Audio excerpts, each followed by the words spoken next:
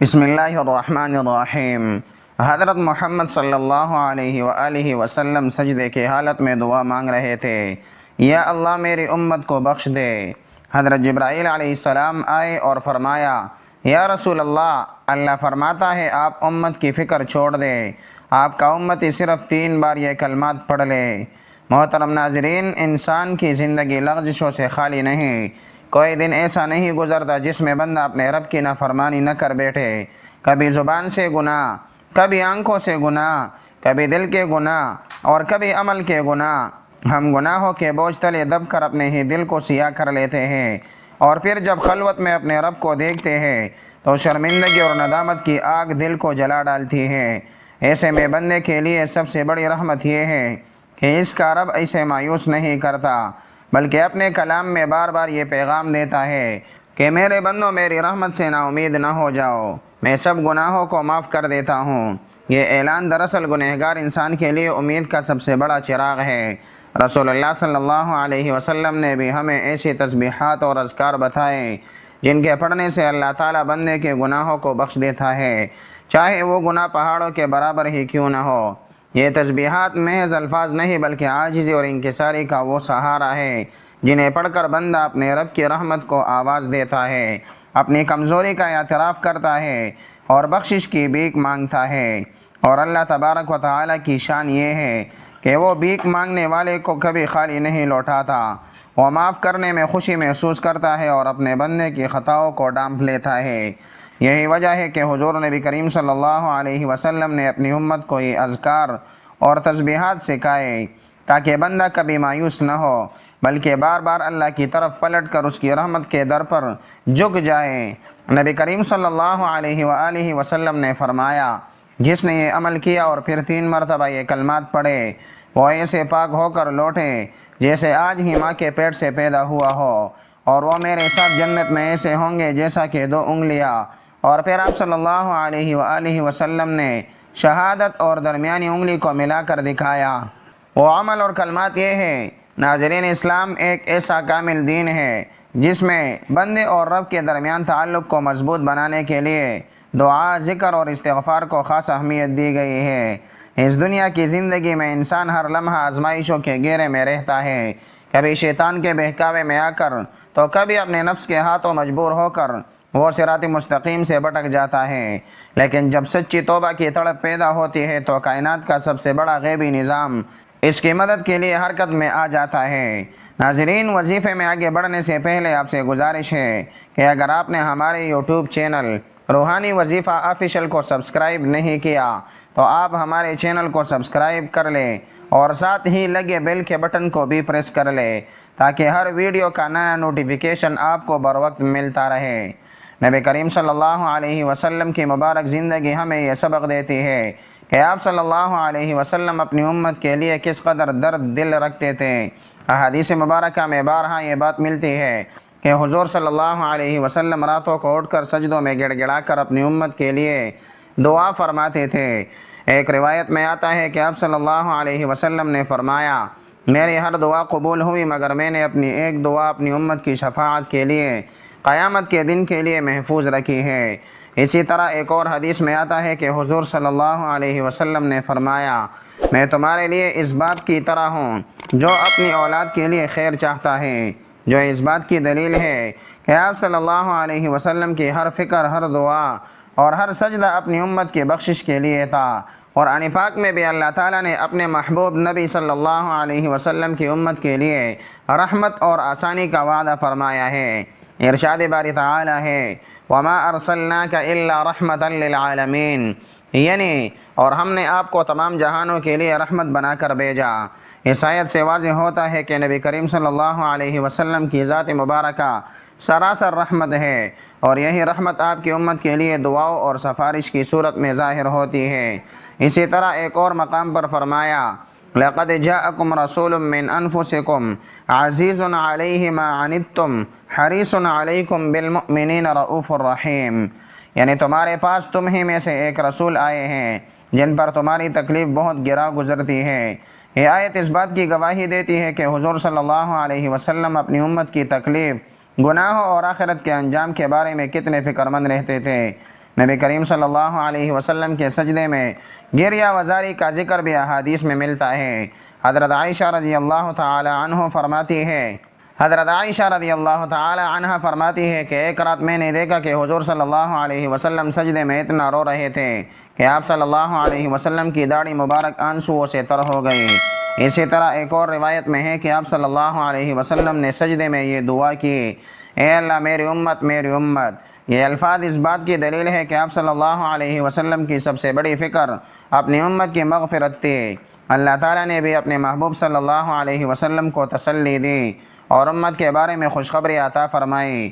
قرآن پاک میں ارشاد ہے وَلَسَوْفَ يُعْطِيكَ رَبُّكَ فَتَرْضَىٰ، یعنی اور آپ کا رب آپ کو اتنا عطا کرے گا کہ آپ راضی ہو جائیں گے۔ مفسرین فرماتے ہیں کہ اس آیت میں امت کی بخشش اور شفاعت کی طرف اشارہ ہے، کیونکہ حضور صلی اللہ علیہ وسلم اس وقت تک راضی نہیں ہوں گے جب تک آپ کی امت کو بخش نہ دیا جائے۔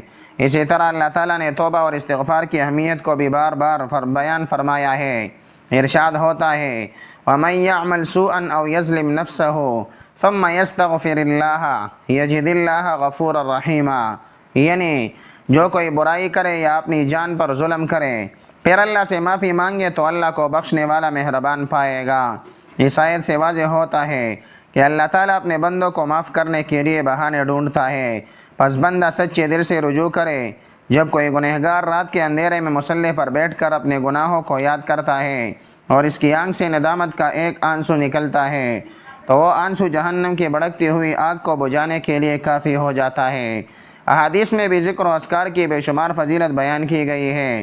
نبی کریم صلی اللہ علیہ وسلم نے فرمایا دو کلمات ایسے ہیں جو زبان پر ہلکے، میزان میں بھاری اور اللہ کو بہت پسند ہے، سبحان اللہ و بحمدہ سبحان اللہ العظیم۔ اسی طرح ایک اور حدیث میں فرمایا لا حول ولا قوت الا باللہ، جنت کے خزانوں میں سے ایک خزانہ ہے۔ یہ احادیث اس بات کی طرف اشارہ کرتی ہے کہ یہ مختصر کلمات کس قدر عظیم اجر اور مغفرت کا ذریعہ ہے۔ جب ہم ان تمام قرآنی آیات اور احادیث کو یکجا کرتے ہیں تو یہ حقیقت واضح ہوتی ہے کہ اللہ تعالیٰ نے اپنی رحمت کے دروازے کھلے رکھے ہیں اور نبی کریم صلی اللہ علیہ وسلم نے اپنی امت کے لیے آسان ترین راستے بتائے ہیں۔ اگر ایک مسلمان سچے دل سے اللہ کا ذکر کرے، استغفار کرے اور ان مبارک کلمات کو اپنا معمول بنائے تو اللہ تعالیٰ کی رحمت اس پر نازل ہوتی ہے اور اس کے تمام دنیاوی مسائل اور گناہ معاف ہو جاتے ہیں۔ ناظرین، اب یہاں ایک لمحے کے لیے رک کر اپنے دل کی حالت پر غور کیجئے اور سوچئے کہ اگر ہم بھی چاہتے ہیں کہ ہمارے درجات بلند ہو اور ہماری تنگی رزق دور ہو تو کیوں نہ ہم سب مل کر ابھی کمنٹ سیکشن میں ایک مرتبہ یا اللہ یا رحمان لکھ کر اپنے گناہوں کا اعتراف کریں اور اس کی غیبی مدد کو پکاریں۔ جب ہم سب مل کر سچے دل سے یہ کلمات لکھیں گے تو یقیناً رب کی غیبی رحمت متحرک ہوگی اور وہ ہماری تنگی کو دور فرما دے گا۔ کمنٹ میں یا اللہ یا رحمان لازمی لکھیں۔ محترم ناظرین، حدیث بخاری کی ایک روایت میں ہے کہ ایک مرتبہ سرور کائنات صلی اللہ علیہ وسلم اپنے دونوں مبارک ہاتھوں کو دعا کے لیے بلند فرماتے تھے، آنکھوں سے اشک رواں ہوتے ہیں، چہرہ نور سے چمک رہا ہے اور دل امت کی محبت میں بے قرار ہے۔ زبان مبارک سے بس ایک ہی پکار بلند ہوتی ہے، اے میرے رب میری امت کو بخش دے۔ یا رب میری امت گناہوں کا بوجھ نہیں اٹھا سکے گی، میری امت کو بخش دے۔ یہ الفاظ ادا ہوتے ہیں، دل کے گہرائیوں سے رونے کی صدا نکلتی ہے، آنکھوں سے بہنے والے آنسو زمین پر گرتے ہیں اور زمین کے ذرے ذرے کو رحمت سے تر کر دیتے ہیں۔ عرش اعظم لرز اٹھتا ہے، فرشتے خاموشی سے یہ منظر دیکھتے رہتے ہیں اور رب کائنات اپنے محبوب کو سب سے بڑھ کر چاہتا ہے۔ جبرائیل علیہ السلام کو حکم دیتا ہے کہ جاؤ میرے محبوب کے پاس جاؤ اور پوچھو کہ وہ کیوں رو رہے ہیں، حالانکہ تمہارا رب سب کچھ جانتا ہے، لیکن پھر بھی محبت کا تقاضا یہ ہے کہ تم جا کر ان سے سوال کرو۔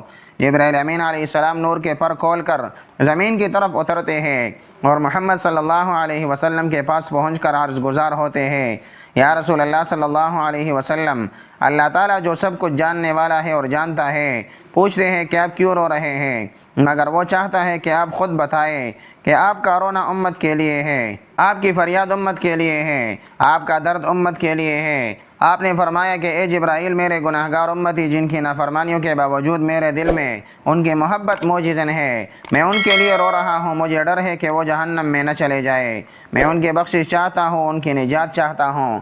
حضرت جبرائیل علیہ السلام واپس لوٹتے ہیں، بارگاہ الہی میں عرض کرتے ہیں، اے رب العالمین، تیرے محبوب اپنی امت کے لیے رو رہے ہیں، ان کے گناہوں کے لیے گڑ گڑا رہے ہیں۔ رب تعالیٰ کی رحمت جوش میں آتی ہے اور فرماتا ہے جبرائیل واپس جاؤ اور میرے محبوب سے کہو ہم تمہیں تمہاری امت کے بارے میں راضی کر دیں گے اور تمہیں مایوس نہیں کریں گے، اور وہ امت جس سے تمہیں اتنی محبت ہے ہم اس امت کے لیے بھی تمہاری محبت کی قدر کریں گے۔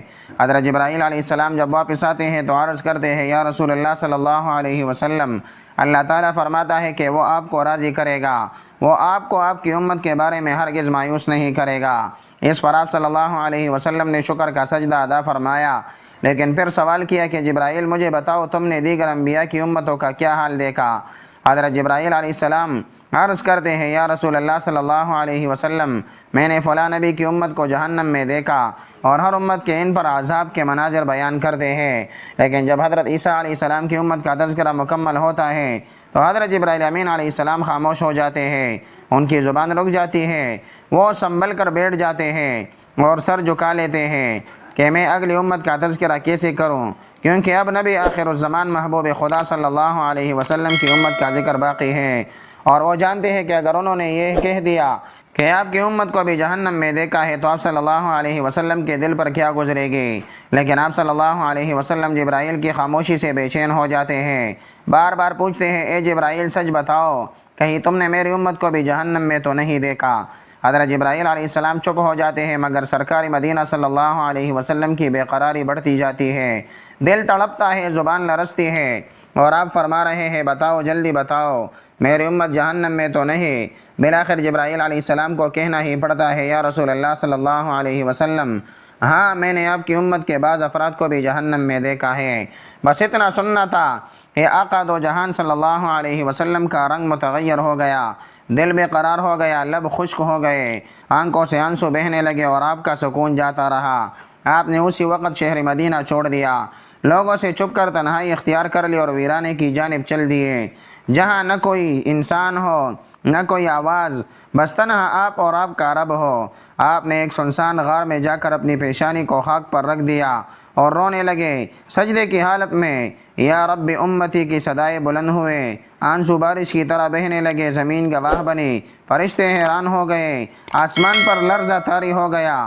ادھر مدینہ میں ایک ہنگامہ برپا ہو چکا تھا، صحابہ حضور نبی کریم صلی اللہ علیہ وسلم کو تلاش کرنے لگے، مسجد نبوی، حجرہ عائشہ، ہر گلی ہر کوچہ ہر کونا چھان مارا، لیکن آقائے کائنات کا کوئی پتہ نہ چلا۔ شہر میں کوہرام مچ گیا، ہر چہرہ غم زدہ، ہر آنکھ اشک بار تھی، گھروں کے چولہے بجھ گئے، بازار ویران ہو گئے، اہل مدینہ کی نیندیں حرام ہو گئی، بچے بلکنے لگے، بزرگ سسکنے لگے، اور صحابہ کرام سرگردان ہو گئے۔ 3 دن اور 3 راتیں یوں ہی بیت گئی کہ اچانک ایک چرواہے سے ملاقات ہوئی، پوچھا آپ نے یہاں کسی شخص کو دیکھا ہے؟ اس نے کہا نہیں میں نے کسی کو نہیں دیکھا، لیکن 3 دن سے ایک پہاڑ کے اندر سے کسی کے رونے کی آواز آ رہی ہے، ایسی آواز رونے کی ہے جو دل چیر دیتی ہے۔ میری بکریاں اس درد سے اتنی متاثر ہوئی کہ چرنا چھوڑ دیا، اتنا سننا تھا کہ صحابہ کرام رو پڑے، اس غار تک پہنچے اور کیا دیکھتے ہیں کہ آقائے دو جہان صلی اللہ علیہ وسلم خاک پر پیشانی رکھے سجدے میں ڈوبے ہوئے یا رب امتی کی صدائیں لگا رہے ہیں۔ صحابہ کرام قدموں سے لپٹ گئے، دامن سے چمڑ گئے، عرض کیا یا رسول اللہ صلی اللہ علیہ وسلم، مدینہ ویران ہو چکا ہے، لوگ بے قرار ہیں، اہل بیت اشکبار ہیں، لیکن حضور سجدے سے سر نہیں اٹھاتے۔ آخرکار صحابہ کرام حضرت فاطمہ رضی اللہ تعالی عنہ کی خدمت میں حاضر ہوتے ہیں اور التماس کرتے ہیں خاتون جنت آپ ہی ہماری امید ہے، آپ ہی سرکار کو منا سکتی ہیں۔ حضرت فاطمہ رضی اللہ تعالی عنہ فوراً روانہ ہوتی ہے، چادر اوڑھ کر پہاڑ کی جانب بڑھتی ہے، وہاں پہنچ کر عرض کرتی ہے ابا جان مدینہ بے قرار ہے، حسنین کریمین آپ کی جدائی میں تڑپ رہے ہیں، ہر دل غم زدہ ہے، ہر زبان پر آپ کا نام ہے، مگر حضور سجدے سے سر نہیں اٹھاتے۔ تب حضرت فاطمہ رضی اللہ تعالی عنہ سجدے میں جا کر آپ کے تلوے سے اپنی پیشانی مل کر عرض کرتی ہے ابا جان اگر آپ نے سر مبارک نہ اٹھایا تو فاطمہ قیامت تک سجدے سے سر نہ اٹھائے گی۔ یہ کہنا تھا کہ آقائے کائنات صلی اللہ علیہ وسلم سجدے سے سر مبارک اٹھاتے ہیں، آنکھوں میں آنسو ہے، چہرہ اشکبار ہے، دل رنجیدہ ہے اور زبان پر ایک ہی جملہ جاری ہے اے فاطمہ اگر تم ضد نہ کرتی تو میں سجدے سے سر نہ اٹھاتا، یہاں تک کہ رب کریم میری ساری امت کو بخش دیتا۔ یہ وہ بے مثال پیار ہے جو کائنات کے کسی اور رہنما نے اپنی قوم سے نہیں کیا۔ آقا کریم صلی اللہ علیہ وسلم کا یہ جذبہ رہتی دنیا تک ہر گنہگار کے لیے پناہ گاہ ہے۔ ناظرین، اب یہاں ایک اور منٹ کے لیے رک کر اپنے دل کی حالت پر غور کیجئے اور سوچئے کہ اگر ہم چاہتے ہیں کہ ہمارے تمام مصائب ختم ہو اور ہمارے نامہ اعمال سے گناہ مٹ جائے تو کیوں نہ ہم سب مل کر ابھی کمنٹ سیکشن میں ایک مرتبہ یا اللہ میری توبہ لکھ کر اپنے گناہوں کا اعتراف کریں۔ جب ہم سب مل کر سچے دل سے توبہ کی یہ کلمات لکھیں گے تو یقیناً رب کی غیبی تائید ہمارے ساتھ ہوگی۔ کمنٹ میں یا اللہ میری توبہ لازمی لکھیں۔ ناظرین، نبی کریم صلی اللہ علیہ وسلم کے بہت سے فرامین ہیں جو جنت میں داخل ہونے کا سبب بنتے ہیں۔ نبی پاک صلی اللہ علیہ وسلم نے فرمایا، جو شخص اللہ اور آخرت کے دن پر ایمان رکھے اور نیک اعمال کرے وہ جنت میں داخل ہوگا۔ نبی کریم صلی اللہ علیہ وسلم نے فرمایا، جس نے لا الہ الا اللہ محمد الرسول اللہ کہا وہ جنت میں داخل ہوگا۔ نبی اکرم صلی اللہ علیہ وسلم نے فرمایا، 5 نمازیں جمعہ سے جمعہ تک اور ان کے درمیان کیے گئے گناہوں کو معاف کر دیتی ہیں، بشرط یہ کہ کبیرہ گناہوں سے بچا جائے۔ صدقہ انسان کو جنت میں لے جاتا ہے اور گناہوں کو مٹاتا ہے جیسے پانی آگ کو بجھاتا ہے۔ حضور نبی کریم صلی اللہ علیہ وسلم نے فرمایا، جو شخص رمضان کے روزے ایمان کے ساتھ اور ثواب کی نیت سے رکھے گا اس کے تمام پچھلے گناہ اللہ معاف فرما دے گا۔ حضور اقدس صلی اللہ علیہ وسلم نے فرمایا، قرآن پڑھو کیونکہ قرآن قیامت کے دن اپنے پڑھنے والے کے لیے شفاعت کرے گا۔ نبی کریم صلی اللہ علیہ وسلم نے فرمایا، سب سے زیادہ کامل ایمان والا وہ ہے جس کے اخلاق سب سے اچھے ہو۔ حضور اقدس صلی اللہ علیہ وسلم نے فرمایا، جو شخص کسی مسلمان کی پریشانی دور کرے گا اللہ تعالیٰ اس کی قیامت کی پریشانی دور کرے گا اور اسے جنت میں داخل کر دے گا۔ اللہ کے نبی کریم صلی اللہ علیہ وسلم نے فرمایا، وہ شخص ذلیل و خوار ہو جس نے اپنے والدین میں سے ایک یا دونوں کو بڑھاپے کی حالت میں پایا اور ان کی خدمت کر کے جنت حاصل نہ کر سکا۔ نبی کریم صلی اللہ علیہ وسلم نے فرمایا، جو شخص لوگوں کو معاف کرتا ہے اللہ اس کو جنت میں داخل کرے گا۔ نبی پاک صلی اللہ علیہ وسلم نے فرمایا، جس نے حج کیا اور کوئی گناہ نہ کیا وہ ایسے پاک ہو کر لوٹے گا جیسے آج ہی ماں کے پیٹ سے پیدا ہوا ہو۔ ان تمام احادیث مبارکہ سے معلوم ہوتا ہے کہ اسلام نے نیکی کے راستے کتنے آسان کر دیے ہیں تاکہ کوئی بھی انسان محروم نہ رہے۔ محترم ناظرین، حضرت محمد صلی اللہ علیہ وسلم کی امت کے لیے قیامت کے دن کی فکر آپ صلی اللہ علیہ وسلم کی بے پناہ محبت اور شفقت کا ایک عظیم مظہر ہے۔ آپ صلی اللہ علیہ وسلم نے اپنی زندگی میں بھی نہیں بلکہ اپنی وفات کے بعد بھی امت کی نجات اور کامیابی کے لیے بے چینی اور فکر مندی کا اظہار فرمایا۔ قیامت کے دن آپ صلی اللہ علیہ وسلم اپنی امت کی کس طرح مدد کریں گے؟ جانیے، قیامت کے دن تمام لوگ حضرت آدم، حضرت موسیٰ، حضرت عیسیٰ علیہ السلام یہاں تک کہ سب نبیوں کے پاس جائیں گے، لیکن وہ یہ کہہ کر معذرت کر دیں گے کہ وہ اس قابل نہیں۔ آخر میں سب حضرت محمد صلی اللہ علیہ وسلم کے پاس جائیں گے۔ آپ صلی اللہ علیہ وسلم کے سامنے سجدہ ریز ہو کر امت کی شفاعت کریں گے اور اللہ آپ صلی اللہ علیہ وسلم کی شفاعت قبول فرمائے گا۔ حضور نبی کریم صلی اللہ علیہ وسلم نے فرمایا کہ میں قیامت کے دن سب سے پہلے شفاعت کروں گا اور میری شفاعت سب سے پہلے قبول کی جائے گی۔ آپ صلی اللہ علیہ وسلم نے فرمایا، میری شفاعت سے میری امت کے وہ بڑے گنہگار نجات پائیں گے جنہوں نے اللہ کے ساتھ کسی کو شریک نہیں ٹھہرایا ہوگا۔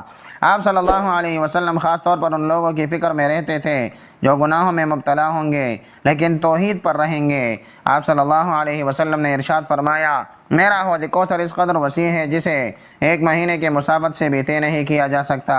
اس کا پانی دودھ سے زیادہ سفید، شہد سے زیادہ میٹھا، جو اس میں سے پی لے گا وہ کبھی پیاسا نہیں ہوگا۔ آپ صلی اللہ علیہ وسلم اپنی امت کو اس حوض سے سیراب کریں گے، لیکن بعض لوگ بد اعمالوں کی وجہ سے روک دیے جائیں گے جس پر آپ صلی اللہ علیہ وسلم بہت افسردہ ہوں گے۔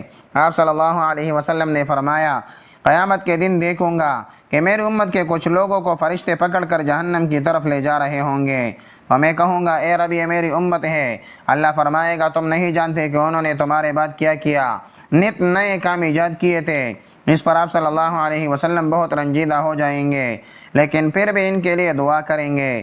آپ صلی اللہ علیہ وسلم نے فرمایا، قیامت کے دن میں ان کمزور مومنین کی وجہ سے فخر کروں گا جو دنیا میں حقیر سمجھے جاتے تھے۔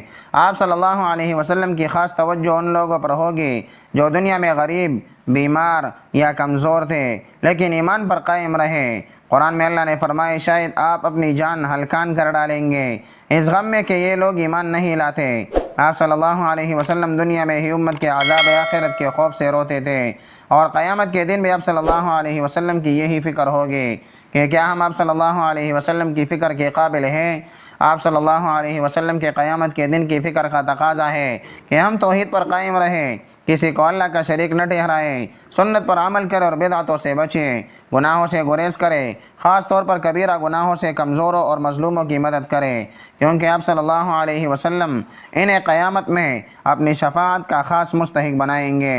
اللہ تعالی ہمیں قیامت کے دن حضرت محمد صلی اللہ علیہ وسلم کی شفاعت کا حقدار بنائے، آمین۔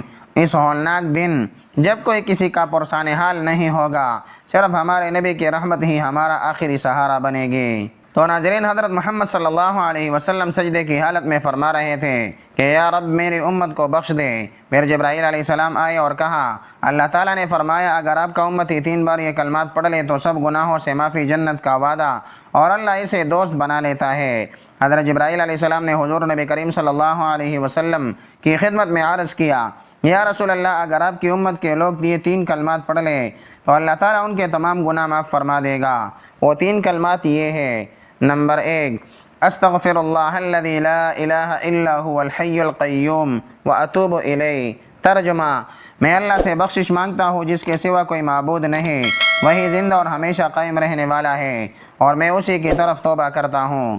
نمبر 2، سبحان اللہ وبحمدہ سبحان اللہ العظیم۔ ترجمہ، اللہ پاک ہر عیب سے پاک ہے اور میں اس کے حمد بیان کرتا ہوں، اللہ پاک بہت عظمت والا ہے۔ نمبر 3، لا حول ولا قوت الا باللہ العلی العظیم۔ ترجمہ، نہ کسی میں طاقت ہے اور نہ کوئی قوت مگر اللہ ہی کے ذریعے جو بلند مرتبہ اور عظمت والا ہے۔ محدثین فرماتے ہیں کہ ان اذکار میں اللہ تعالیٰ کی توحید، تسبیح، حمد، استغفار اور توکل سب کچھ جمع ہے، اور یہی وجہ ہے کہ حضرت جبرائیل علیہ السلام نے انہیں مغفرت کے کلمات کہا۔ یہ کلمات زبان پر بہت آسان ہیں، لیکن ان کا روحانی وزن اور اثر عرش الہی تک جاتا ہے، جو انسان کی قدر کو بدل کر رکھ دیتا ہے۔ محترم ناظرین، نبی کریم صلی اللہ علیہ وسلم نے فرمایا، جس نے یہ عمل کیا اور پھر 3 مرتبہ یہ کلمات پڑھے، وہ ایسے پاک ہو کر لوٹے گا جیسے آج ہی ماں کے پیٹ سے پیدا ہوا ہو، اور وہ میرے ساتھ جنت میں ایسے ہوں گے جیسے یہ 2 انگلیاں۔ پھر آپ صلی اللہ علیہ وسلم نے شہادت اور درمیانی انگلی کو ملا کر دکھایا۔ وہ عمل اور کلمات یہ ہیں، نبی کریم صلی اللہ علیہ وسلم نے فرمایا، جو شخص 3 مرتبہ سچے دل سے یہ دعا کرتا ہے، اے اللہ میں تجھ سے جنت کا سوال کرتا ہوں۔ نبی کریم صلی اللہ علیہ وسلم نے فرمایا، میں اور یتیم کی کفالت کرنے والا جنت میں ایسے ہوں گے جیسے یہ 2 انگلیاں، اور آپ نے شہادت اور درمیانی انگلی کو ملا کر دکھایا۔ مشکات المصابیح میں حضرت ابو ہریرہ رضی اللہ تعالی عنہ سے روایت ہے کہ حضور نبی اکرم صلی اللہ علیہ وسلم نے ارشاد فرمایا، اللہ تعالیٰ فرماتا ہے کہ میرا بندہ میرے متعلق جیسا گمان رکھتا ہے میں اس کے ساتھ ویسا ہی معاملہ کرتا ہوں۔ جب وہ میرا ذکر کرتا ہے تو میں اس کے ساتھ موجود ہوتا ہوں۔ وہ اگر دل میں میرا ذکر خفی کرے تو میں بھی اپنی شایع نشان خفیہ اس کا ذکر کرتا ہوں، اور اگر وہ جماعت میں میرا ذکر جلی کرے تو میں اس سے بہتر جماعت میں اس کا ذکر کرتا ہوں۔ اگر وہ ایک بالش میرے نزدیک آئے تو میں ایک بازو کے برابر اس کے نزدیک ہو جاتا ہوں۔ اگر وہ میری طرف چل کر آئے تو میں اس کی طرف دوڑ کر آتا ہوں۔ جامع ترمذی میں حضرت ابو درداء رضی اللہ تعالی عنہ سے روایت ہے کہ حضور نبی اکرم صلی اللہ علیہ وسلم نے فرمایا کہ کیا میں تمہیں تمہارے اعمال میں سب سے اچھا عمل نہ بتاؤں جو تمہارے مالک کے ہاں بہتر اور پاکیزہ ہے، تمہارے درجات میں سب سے بلند ہے، تمہارے سونے اور چاندی کے خیرات سے بھی افضل ہے، اور تمہارے دشمن کا سامنا کرنے یعنی جہاد سے بھی بہتر ہے۔ صحابہ کرام رضوان اللہ تعالی علیہم اجمعین نے عرض کیا، کیوں نہیں، ضرور بتائیے۔ آپ صلی اللہ علیہ وسلم نے فرمایا، وہ عمل اللہ کا ذکر ہے۔ مسند احمد میں حضرت معاذ رضی اللہ تعالی عنہ سے روایت ہے کہ ایک آدمی نے حضور اکرم صلی اللہ علیہ وسلم سے پوچھا، کون سے مجاہد کا ثواب زیادہ ہے؟ آپ صلی اللہ علیہ وسلم نے فرمایا، جو اللہ تبارک و تعالی کا ذکر زیادہ کرتا ہے۔ اس نے دوبارہ عرض کیا، روزہ داروں میں سے کس کا ثواب زیادہ ہے؟ آپ صلی اللہ علیہ وسلم نے فرمایا، جو اللہ تعالیٰ کا ذکر زیادہ کرتا ہے۔ پھر اس نے ہمارے لیے نماز، زکوٰۃ، حج اور صدقے کا ذکر کیا۔ حضور نبی کریم صلی اللہ علیہ وسلم بار بار فرماتے رہے، جو ان میں سے اللہ تبارک و تعالیٰ کا ذکر زیادہ کرتا ہے، حضرت ابوبکر صدیق رضی اللہ تعالی عنہ نے حضرت عمر فاروق رضی اللہ تعالی عنہ سے کہا، اے ابو حفص، اللہ تعالیٰ کا ذکر کرنے والے تمام نیکیاں لے گئے۔ رسول اللہ صلی اللہ علیہ وسلم نے فرمایا، بالکل درست ہے۔ تو ناظرین محترم، وقت کی نزاکت کو مد نظر رکھتے ہوئے چلتے ہیں عمل کی جانب، اور آپ کو بتاتے ہیں کہ آپ نے کن کلمات کو کتنی تعداد میں اور کس ترتیب سے پڑھنا ہے۔ ناظرین، ان کلمات کو پڑھنے کے لیے نہیں وقت کی کوئی قید ہے، نہیں جگہ کی کوئی پابندی ہے۔ آپ کو جب جہاں جیسے وقت مل جائے اپنے حضور پاک صلی اللہ علیہ وسلم کی ذات اقدس پر درود پاک کا نذرانہ پیش کرنا ہے۔ درود پاک آپ مختصر سا بھی پڑھ سکتے ہیں، لیکن درود ابراہیمی کی فضیلت بہت زیادہ ہے، اس لیے ثواب کے طور پر ایک مرتبہ میرے ساتھ بھی درود پاک پڑھ لیں، اور وظیفہ شروع ہونے سے پہلے آپ درود پڑھیں۔ آپ کوئی سا بھی درود پڑھ سکتے ہیں، جیسے صلی اللہ علیہ وسلم یا صلی اللہ علی محمد، لیکن درود ابراہیمی کی فضیلت زیادہ ہے۔ تو آئیے میرے ساتھ درود ابراہیمی پڑھ کر سماعت فرمائیے۔ اللہم صلی علی محمد وعلی آل محمد کما صلیت علی ابراہیم وعلی آل ابراہیم انک حمید مجید۔ اللہم بارک علی محمد وعلی آل محمد کما بارکت علی ابراہیم وعلی آل ابراہیم انک حمید مجید۔ ناظرین، درود پاک پڑھنے کے بعد آپ نے اللہ تعالیٰ کی رضا حاصل کرنے کے لیے اور اپنے گناہوں کی بخشش کروانے کے لیے اللہ تعالیٰ کی طرف سے حضرت جبرائیل علیہ السلام کے ذریعے حضور صلی اللہ علیہ وسلم کو بتائے گئے ان کلمات کو پڑھ لینا ہے، جن میں سب سے پہلے نمبر پر آپ نے استغفر اللہ ربی من کل ذنب واتوب الیہ کو ہاتھوں کی انگلیوں پر یا تسبیح کے دانوں پر گن کر پورے 100 مرتبہ پڑھ لینا ہے، یعنی مکمل ایک تسبیح پڑھ لینی ہے۔ اس کے بعد دوسرے نمبر پر آپ نے اللہ تعالیٰ کے بہت ہی محبوب کلمات یعنی سبحان اللہ و بحمدہ سبحان اللہ العظیم کو ہاتھوں کی انگلیوں پر یا تسبیح کے دانوں پر گن کر پورے 100 مرتبہ پڑھنا ہے، اور اس کے بعد لا حول ولا قوت الا باللہ العلی العظیم اس کی بھی مکمل ایک تسبیح پڑھ لینی ہے، یعنی اس کو بھی 100 مرتبہ پڑھ لینا ہے، اور پھر آخر میں اتنا ہی درود پاک پڑھنا ہے جتنا عمل کے شروع میں پڑھا تھا۔ یہ عمل مکمل کرنے کے بعد آپ نے آخر میں اللہ تعالیٰ کی بارگاہ میں اپنے گناہوں پر ندامت اور شرمندگی محسوس کرتے ہوئے، آنکھوں میں آنسو لاتے ہوئے اس کی بارگاہ میں رو رو کر گڑ گڑا کر دعا مانگ لینی ہے کہ اے میرے پاک پروردگار، میں نے یہ کلمات تیری رضا کے لیے پڑھے، میری کمزوریوں اور خطاؤں کو معاف فرما، میرے گناہوں کو بخش دے، میرے دل کو ایمان کی روشنی سے منور فرما، اور میری زبان کو ہمیشہ اپنی یاد میں مصروف رکھ۔ اے اللہ، مجھے بار بار اپنی طرف پلٹنے کی توفیق عطا فرما، میری دعاؤں کو شرف قبولیت بخش، اور میری زندگی کو اپنی رحمت کا سایہ بنا دے۔ اے رحیم و کریم، مجھے اور میری نسلوں کو بخش دے، ہمیں دین پر قائم رکھ، اور قیامت کے دن اپنے محبوب نبی حضرت محمد صلی اللہ علیہ وسلم کی شفاعت نصیب فرما، آمین یا رب العالمین۔ دعا ہے کہ اللہ تعالیٰ نیکی کی بات کو سننے سمجھنے اور اس پر عمل کرنے کی توفیق عطا فرمائے، میرا سنانا اور آپ کا سننا اپنی بارگاہ میں قبول و منظور فرمائے، آمین۔ ناظرین، ویڈیو کے بالکل اختتام پر آپ سے گزارش ہے کہ اگر آپ کو ہماری یہ ویڈیو پسند آئی ہو تو اسے لائک کریں، شیئر کریں، اور اگر ابھی تک چینل کو سبسکرائب نہیں کیا تو سبسکرائب لازمی کر لیں۔ اپنے رزق میں وسعت اور برکت کے لیے اللہ تعالیٰ کے 99 صفاتی ناموں میں سے کوئی ایک نام لکھ کر کمنٹ سیکشن میں ضرور شیئر کریں۔ اللہ تعالیٰ ہم سب کا حامی اور ناصر ہو، آمین۔ جزاک اللہ۔